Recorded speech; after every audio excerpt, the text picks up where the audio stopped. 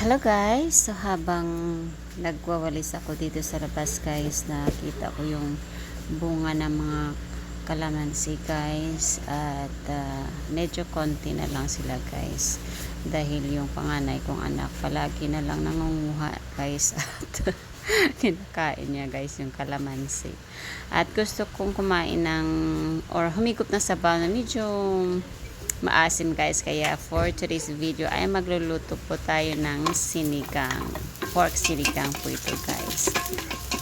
So as usual po ay igisa lang po natin yung bawang, yung sibuyas at saka yung kamatis.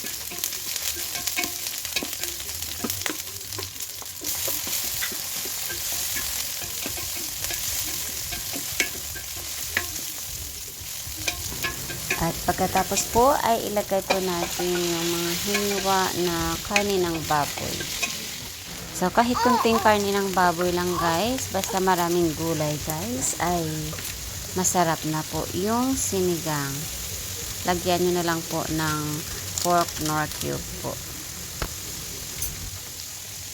Naglagay lang po tayo dito ng asin, ng paminta, at pagkatapos guys ay tinakpan ko lang ng konti at nilagyan ng tubig.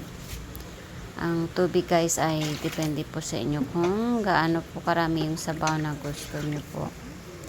At nang kumulo na guys ay inilagay ko po, or actually hindi ko lang siya pinakuluan kundi inantay ko talaga guys na medyo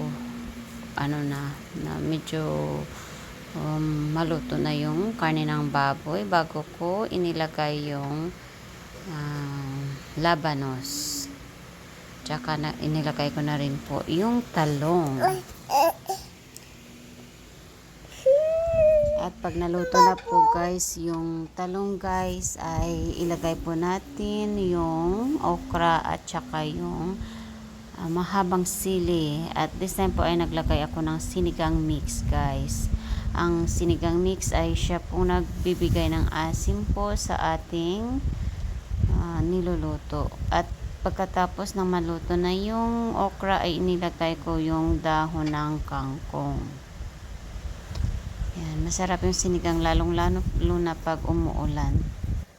Pero pag namimiss mo rin na kumain ng sinigang ay anytime po ay pwedeng lutuin yung sinigang. At ito na po guys.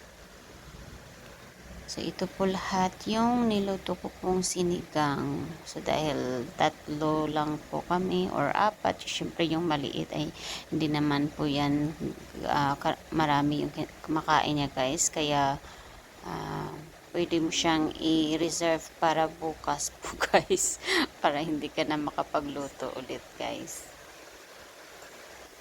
Yan, so basta may gulay, masarap po pag may gulay.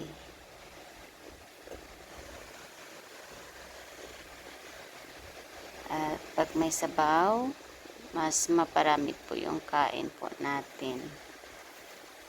At ito po yung isang bowl guys na kinain ko guys.